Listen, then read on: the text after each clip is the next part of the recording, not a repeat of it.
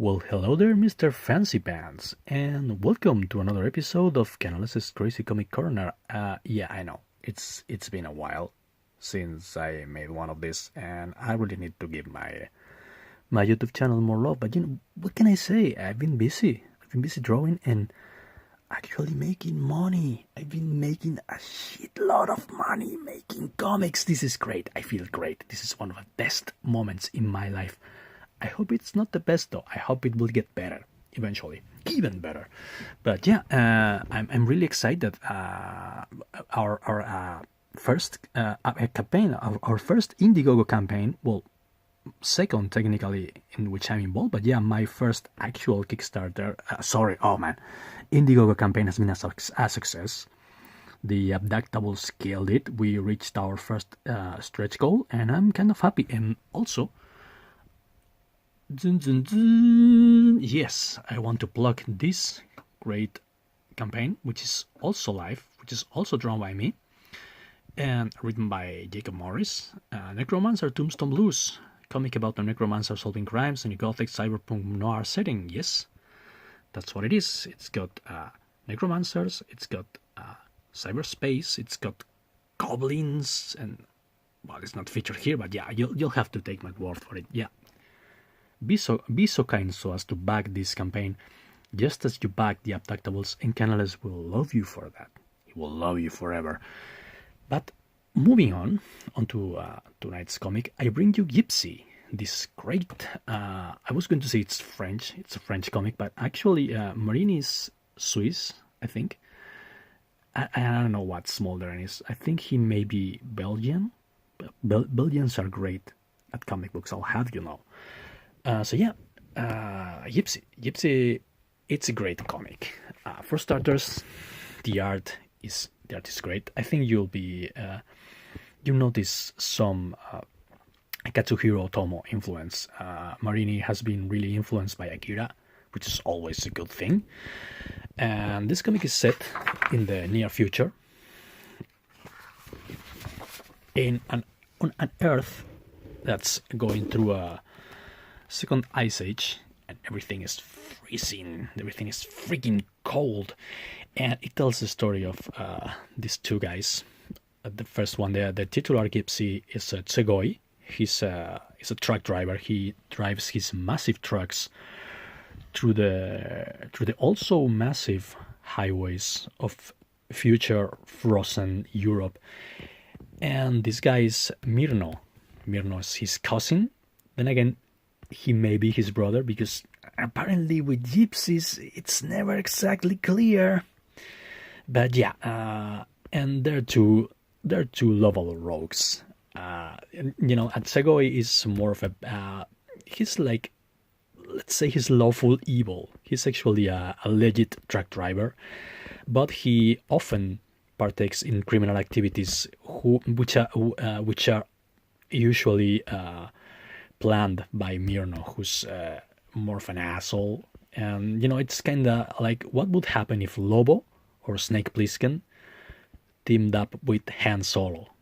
And that's pretty much what it is. There are two lovable rogues doing the roguish stuff. It's actually a road movie. Oh, by the way, yeah, I need to make clear, this is not the actual first story. There are, I think, maybe 4 volumes, and this is volume. Holy shit! It's volume 4. Missed most of the story, man. Well, anyway, yeah, some stuff happened before this story, but you can. That's the beauty about European comic books, since they put one out every year, because as you can see, they take their time. The art in Franco-Belgian comics is always top notch, because they take their time. This is all hand painted. Clearly, this is before Photoshop. Well, not really before Photoshop, but before Photoshop became like a usual thing among artists. This is clearly watercolor and markers and whatnot. What was I saying? I don't know. I lost my train of thought. But anyway, it's actually a cyberpunk road movie about these two guys. As per usual, Mirno has convinced Tsegoi of letting him smuggled something in his truck, and Sagoi says, "Yeah, fine, sure, why not? We're both criminal assholes, even though you are more of an asshole and I'm more of a, as I said, lawful evil. No, what's the word? Lawful evil. He's a bad guy, but he plays by the rules, and he tries to have a legit business and all that.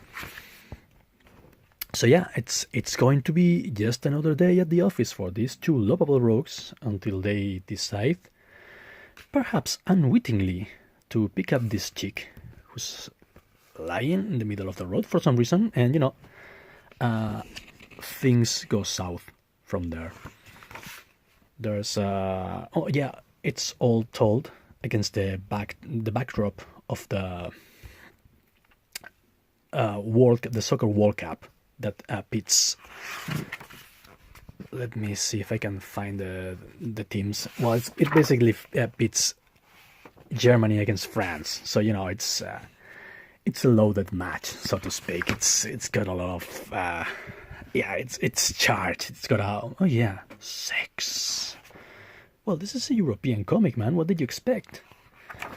There's lots of sex and violence, and well, yeah, as I was saying, things go south, and there are hit women involved. There are actual Russian Nazis, like not alt-right Nazis, but literal Nazis. The kind that do the Nazi salute and all that.